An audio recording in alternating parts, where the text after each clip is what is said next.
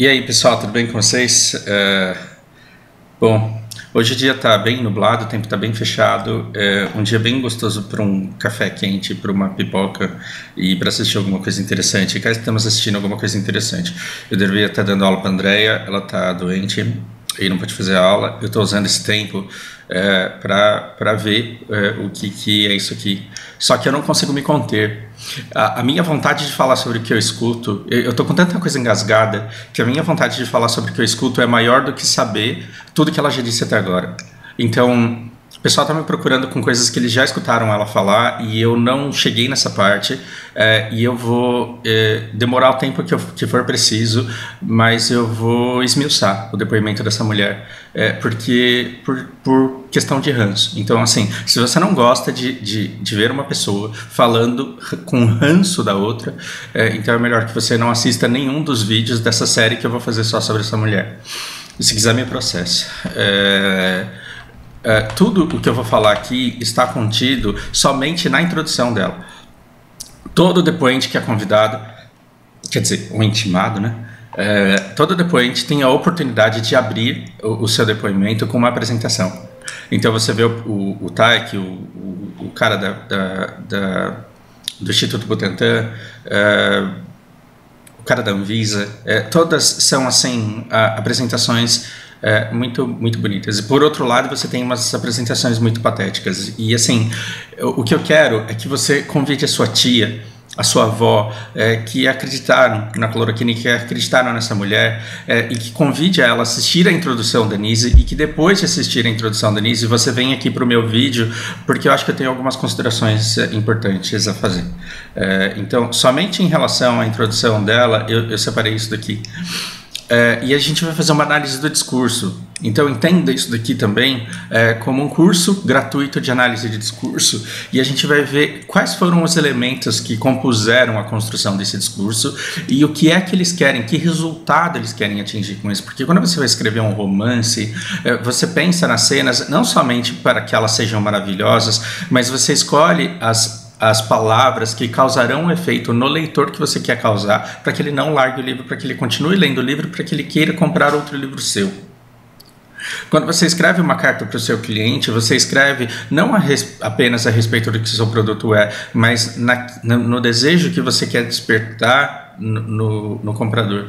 Agora vamos tentar entender qual é o objetivo da Nise Yamaguchi com as palavras que ela escolhe para construir o texto dela. Então, veja bem.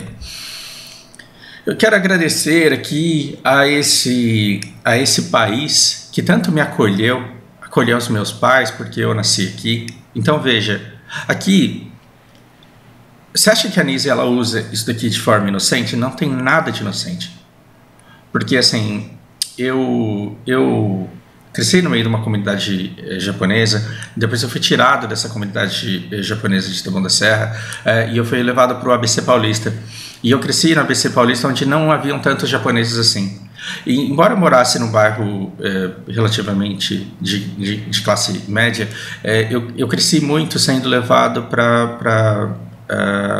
e tendo contato com pessoas da classe baixa, com pessoas da classe C e D mesmo.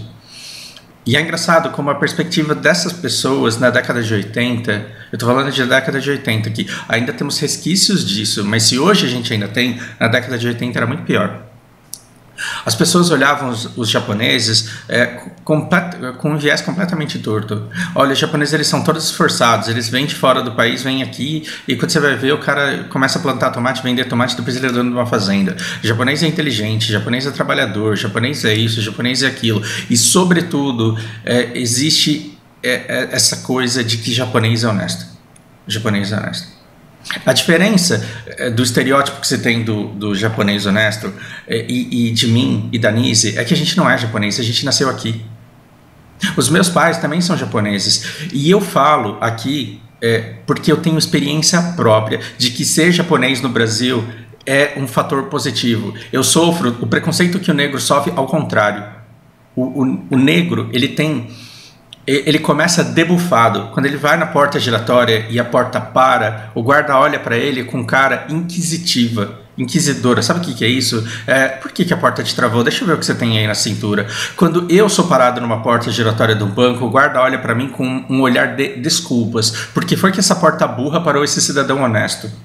Então, quando essa mulher ela diz a esse país que tanto me acolheu, ela já usa uma estrutura que não deveria usar, que é: eu sou uma estrangeira japonesa, eu venho com todas essas perks que japonês tem de honestidade, de esforço, de idoneidade, quando na verdade, quando você olha para a Nise, você vê que ela é somente isso. Ela vende, o produto dela é este, é a confiança que o povo japonês conquistou tendo vindo para cá, do qual ela não faz parte.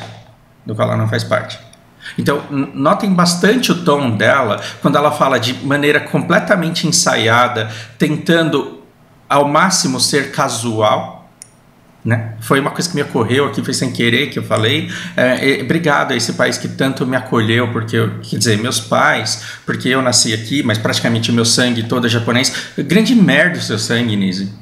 O que importa não é o seu sangue, de onde você vem, é o que você faz. E olhe para as coisas que você faz. Aí depois ela fala: então, deixa eu falar um pouco para vocês aqui do meu histórico em Houston. Por que ela escolhe Houston e não Piracicaba, onde ela já esteve? Por que ela escolhe Houston e não Indaiatuba, onde ela já esteve? Quando você começa a entender o discurso de marketing das pessoas... E eu tenho que fazer uma meia-culpa aqui, porque eu já tive uma hamburgueria, e no nome do hambúrguer você coloca um nome inglesado, americanizado. Você faz um pão com carne, alface e tomate e você chama ele de salad. Por quê? Porque o brasileiro ele busca isso, e a Nise ela sabe que o brasileiro busca isso, então ela não fala que ela trabalhou no hospital X ou Y e que ela foi demitida de hospital X ou Y, ela fala que ela trabalhou em Houston, e aí você presta atenção nos nomes que ela escolhe, ela fala assim: e eu conversei com o Johannes Burgson, e um nome qualquer, que se você for buscar na internet, ele é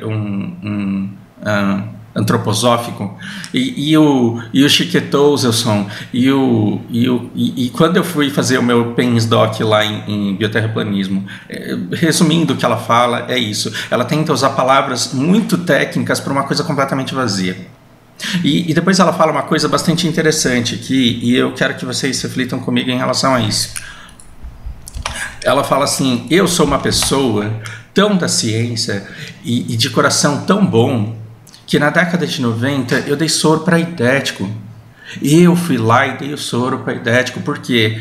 Porque as pessoas tinham medo dos aidéticos, as pessoas tinham nojo dos aidéticos. Então, olha como na construção desse discurso, ela joga com dois pontos completamente distintos.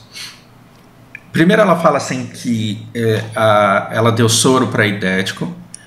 E depois ela não fala para que os outros médicos, ela diz assim, porque os outros, as pessoas, elas tinham medo de aidético, tamanha era a desinformação. E na época que todo mundo era desinformado, eu já era muito informado, então eu já sabia que não dava nada. E por isso eu ia lá com meu coração todo humano e eu dava soro para aidético, gente. Só que aí você parte do princípio que ela está brincando com o que você conhece da população geral na década de 90 e o que você não sabe sobre a equipe médica, porque na década de 90 você não estava dentro do hospital conversando com os médicos. E você percebe que pessoas que são da ciência sabem que na década de 90 tinha medo de AIDS quem estava na rua, fora dos hospitais, distanciados da medicina, porque todas as pessoas da medicina sabiam exatamente como funcionava o HIV, sabiam exatamente como o vírus era transmitido e sabiam exatamente como lidar com isso. E elas sabiam que, caso elas tivessem que aplicar soro no aidético, o risco delas se contaminarem usando luva era infinitamente menor do que pegar Covid com o aidético respirando do lado delas. Então, na verdade, ela usa toda a população que não é médica, se apropria do medo de todas as pessoas que não são médicas e tenta se destacar entre todos os médicos que sabem como a HIV se transmite, que não tem medo disso, porque todo mundo que é da medicina e da enfermagem sabe que não se pega AIDS dando soro para paciente. Então ela se coloca para você como se ela fosse a única pessoa na década de 90 que tinha coragem de dar soro, e isso é uma mentira. Então nós temos depois a parte em que ela se coloca. Gente, eu trabalhei na Suíça e aqui fica a pergunta, por que ela escolhe a Suíça? Por que será que ela escolhe a Suíça? Eu trabalhei na Suíça com pacientes terminais com medicina antroposófica. Quando você vai no Google e coloca antroposófico, ele te retorna uma coisa pior do que homeopatia.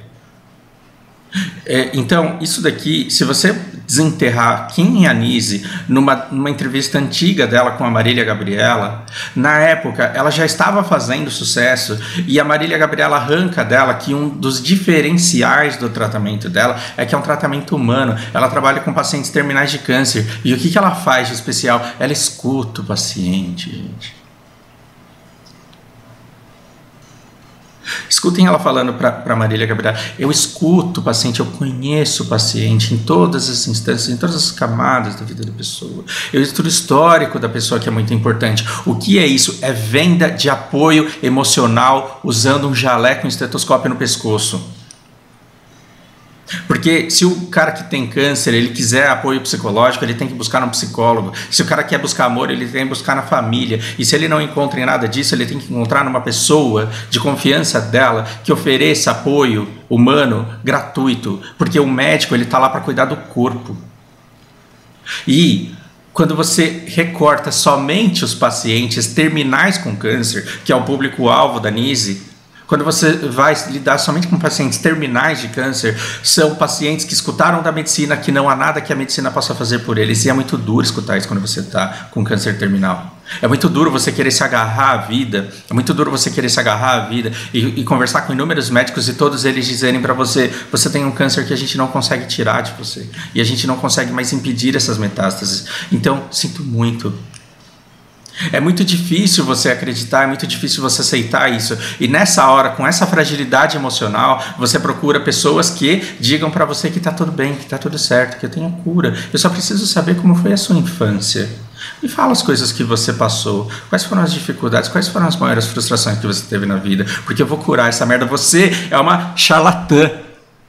Você é uma charlatã que se aproveita da esperança de pessoas. Existem pessoas, você sabe, Nise, que existem filhos e netos de pessoas extremamente ricas, que perderam 100% da herança, que perderam 120% de suas heranças para pessoas como você. Pois é, existem essas pessoas. Porque existe cara que trabalhou a vida inteira para no fim da vida ter 5 casas para deixar para 5 filhos e que, desacreditado pela medicina, vendeu essas 5 casas e fez dívida para pagar tratamentos com médicos como você. E deixou os filhos não só com a segurança de um imóvel para construírem as suas vidas, mas com dívidas a serem pagas em nome da família.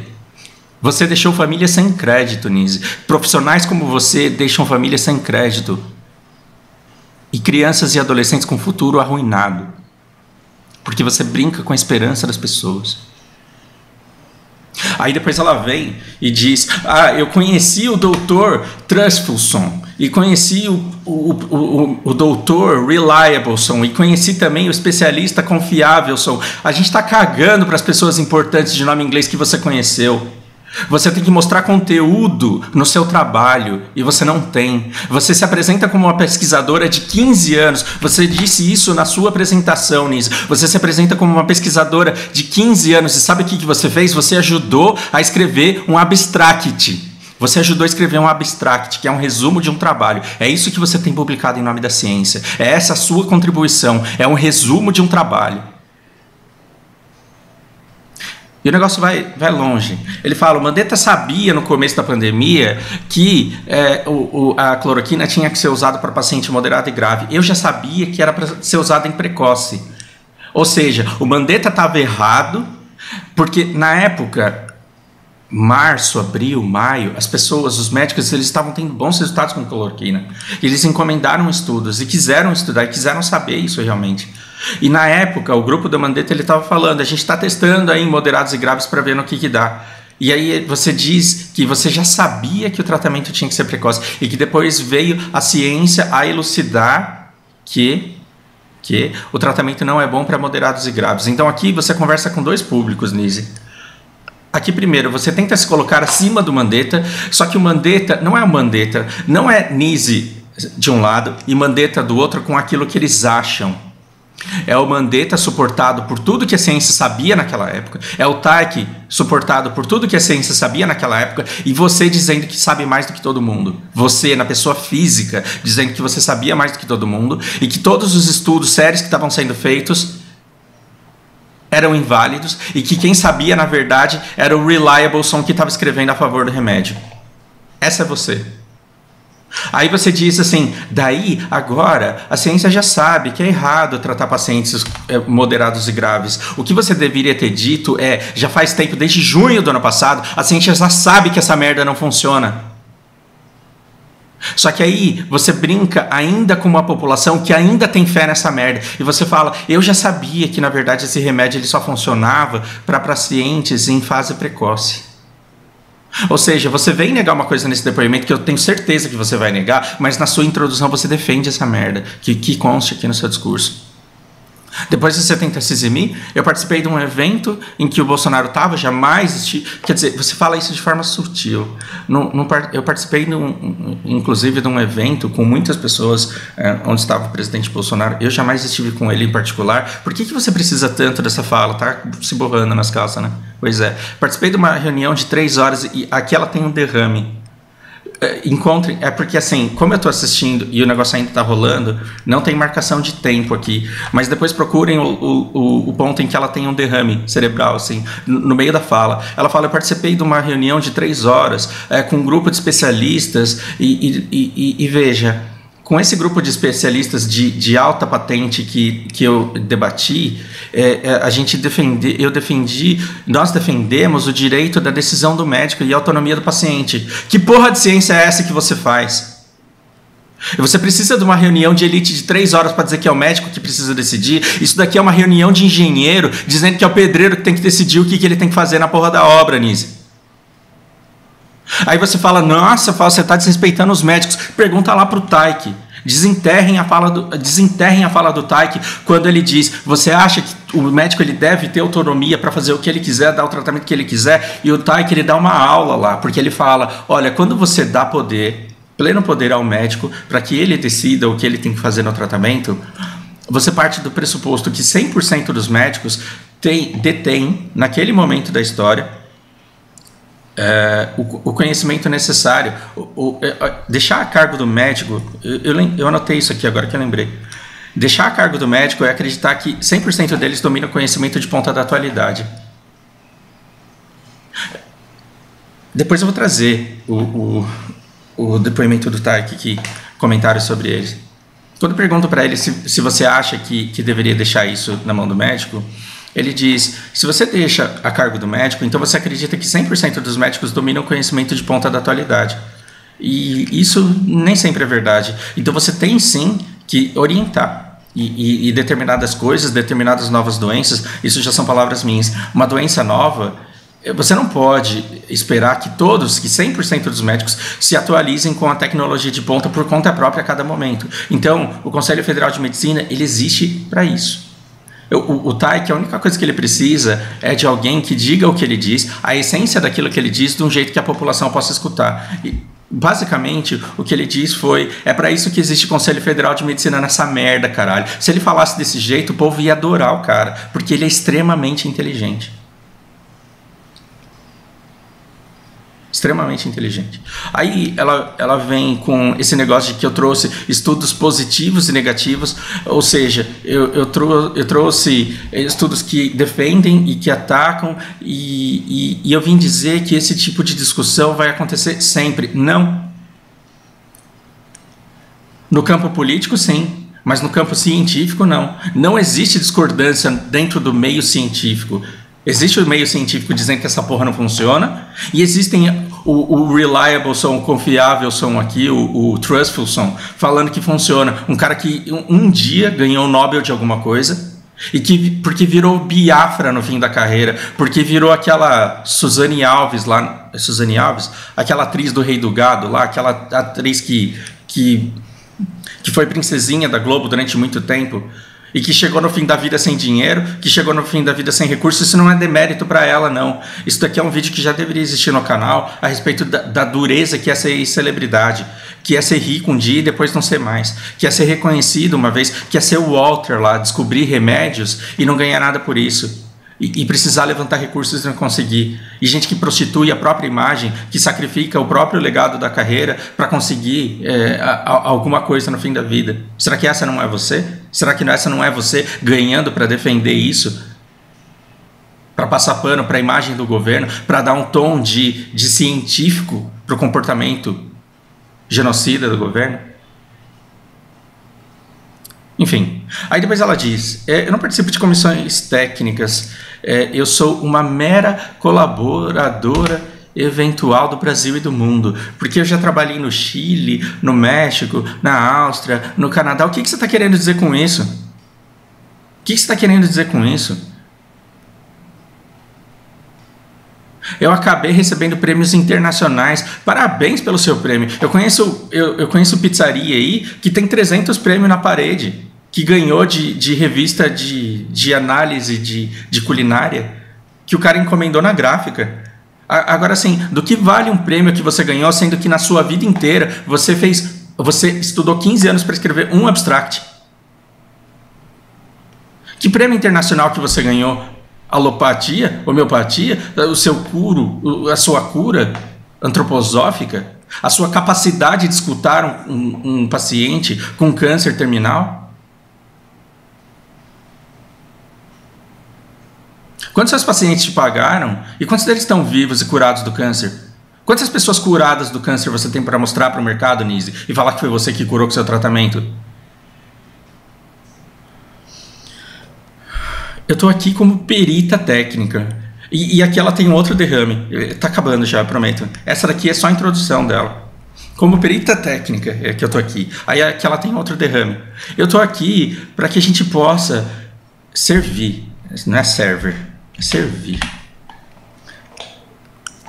Eu estou aqui para que a gente possa servir e em nome dos meus pacientes que acreditam em mim, porque imagina que você tem um médico que depois o mundo inteiro desacredita e alguém que você cuidou da sua família e você pensa, meu Deus, em quem que eu confiei naquele momento? Então, em prol dessa confiança é que procuramos o senador Omar Aziz para conversarmos.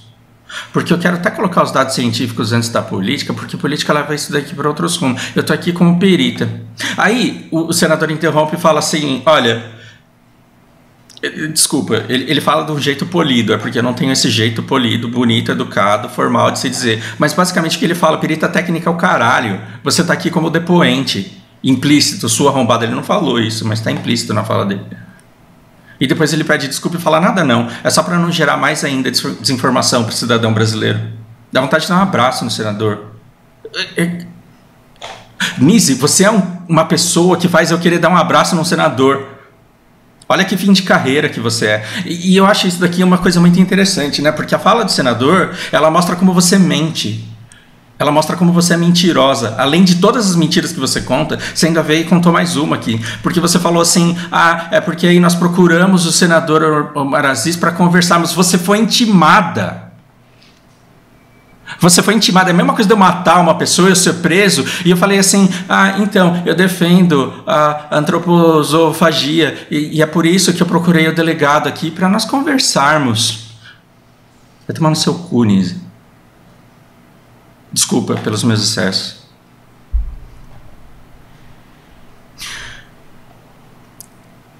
Pense quantas pessoas brigaram com familiares.